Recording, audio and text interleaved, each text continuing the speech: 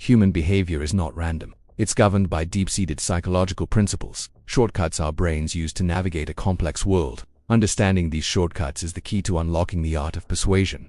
This isn't about manipulation. It's about the fundamental science of how we connect, communicate, and influence one another. We will now explore the 7 most powerful principles of persuasion, each a trigger for automatic, predictable human responses. The first, and perhaps most foundational, is the law of reciprocity. At its core, this law dictates that we feel an obligation to give back to others the form of behavior they have first given to us. This isn't just a social nicety. It's a powerful survival mechanism that allowed our ancestors to build networks of trust. When someone gives you a gift, offers a concession, or does you a favor, a psychological debt is created. The discomfort of this indebtedness is so strong that we are often compelled to repay it, frequently with more than we received. Think about the free sample at a store. It's not just a taste, it's a tiny gift that creates a subtle obligation. You feel more compelled to buy the product, not just because you liked it, but to relieve the social debt. A more advanced application of this is the rejection then retreat technique. You start with a large, almost unreasonable request that you expect to be rejected. After the person says no, you retreat to a smaller, more reasonable request, the one you actually wanted all along. The other person perceives your second request as a concession and feels a powerful urge to reciprocate with a concession of their own, which is to say yes. For example, a fundraiser might first ask for a $100 donation. When you refuse, they immediately follow up with, "I understand. Would you perhaps consider a $25 donation to help us out?" The shift from 100 to 25 feels like a gift, a concession you must now reciprocate. This principle thrives on the feeling of obligation, a force that can often override our rational judgment of the request itself. The second law is scarcity. Things are more attractive when their availability is limited. This principle works on 2 psychological fronts: our desire for freedom and our use of availability as a heuristic for quality. When something becomes less available, we perceive a loss of our freedom to have it, a phenomenon known as psychological reactance. We react against this restriction by wanting the item even more.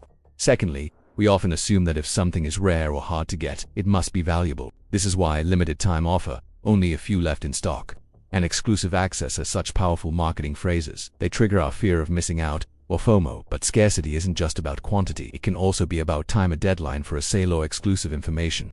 Hearing a stock tip from a well-connected source feels more valuable because the information itself is scarce. To apply this, you must highlight genuine scarcity. What is unique about your offer? Is there a real deadline? Is access truly limited? False scarcity can backfire and destroy trust. A powerful example is the sold-out concert. The value of the ticket skyrockets, not because the band is suddenly better, but because access has become impossible for the majority. The desire to be one of the few who got in becomes overwhelming. This principle taps into our primal fear of loss and our competitive nature. The third law is authority. We are hardwired to follow the lead of credible, knowledgeable experts. This is a mental shortcut that, for the most part, serves us well. We listen to doctors about our health and mechanics about our cars. The challenge is that our brain often relies on symbols of authority rather than a deep analysis of substance. Titles like doctor or professor, uniforms, and even expensive suits or luxury cars can trigger a blind deference. A famous experiment conducted by Stanley Milgram showed that ordinary people were willing to administer what they believed were painful, even lethal, electric shocks to another person simply because a man in a lab coat authoritatively told them to. This illustrates the terrifying power of perceived authority. To ethically leverage this, you must first establish your credibility. What is your expertise? What are your credentials, your experience, your proven track record?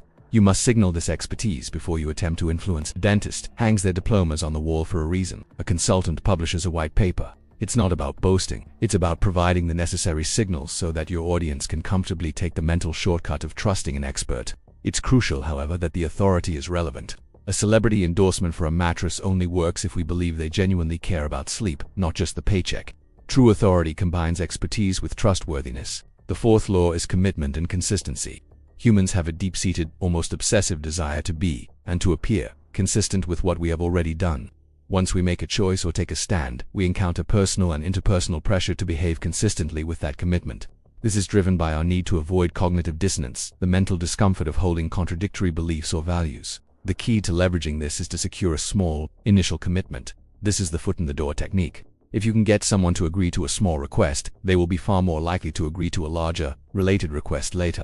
Why? Because they now see themselves as the kind of person who supports that cause or takes that action. A political campaign might first ask you to sign a petition. A week later, they ask for a small donation. You are more likely to donate because you have already through your signature, committed to the idea that you support this candidate. The most powerful commitments are those that are active, public, and voluntary. When you write something down, you are more likely to believe it. When you state a goal publicly, you feel more pressure to achieve it. When you believe you made a choice of your own free will, without external pressure, you take ownership of it and will defend it vigorously. This is why salespeople often have you fill out the agreement yourself. That physical act of writing creates a stronger commitment than a simple verbal yes. The fifth law is liking. Unsurprisingly, we are more likely to be influenced by people we like. But what makes us like someone? Science points to several key factors. First is physical attractiveness. We tend to subconsciously assign favorable traits like talent, kindness, and intelligence to good-looking individuals. Second is similarity.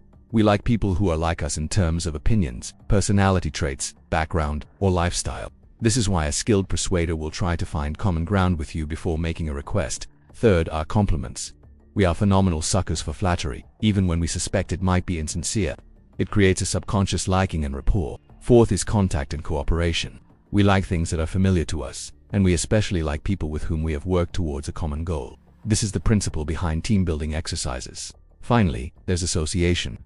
We develop positive or negative feelings for things or people based on what they are associated with. This is why advertisers pair their products with attractive models and positive imagery.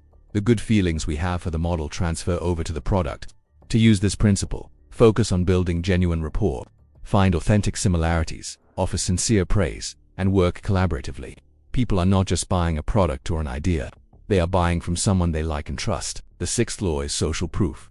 We are social creatures, and one of the primary ways we determine what is correct is by finding out what other people think is correct, especially when we are uncertain. We look to the actions and behaviors of others to determine our own.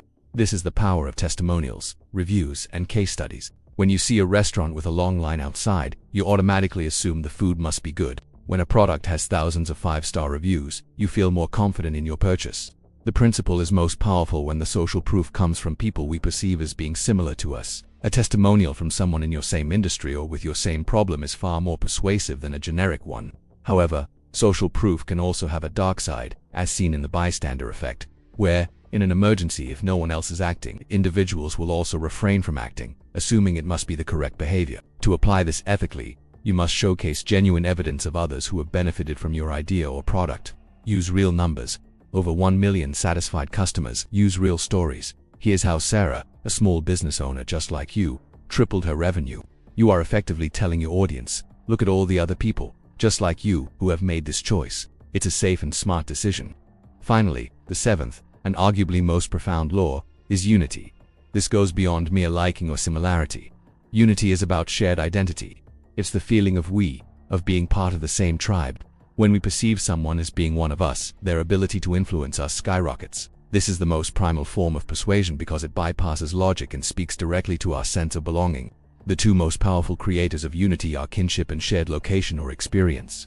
We feel an automatic bond with our family, our community, our nation. We are more likely to help someone who went to the same university or grew up in the same town. This feeling of we makes us feel that the other person has our best interests at heart. Persuaders can cultivate this by using language that emphasizes a shared identity. Instead of saying you, they say we. They invoke common roots, shared enemies, or a collective future. A leader might say, we are all in this together, creating a powerful sense of shared purpose that makes requests feel like contributions to the tribe rather than impositions. By understanding and appealing to this shared identity, you can build a level of influence that is deeper and more resilient than any other. Mastering these 7 principles isn't a shortcut to getting what you want. It's a roadmap to understanding the core of human connection.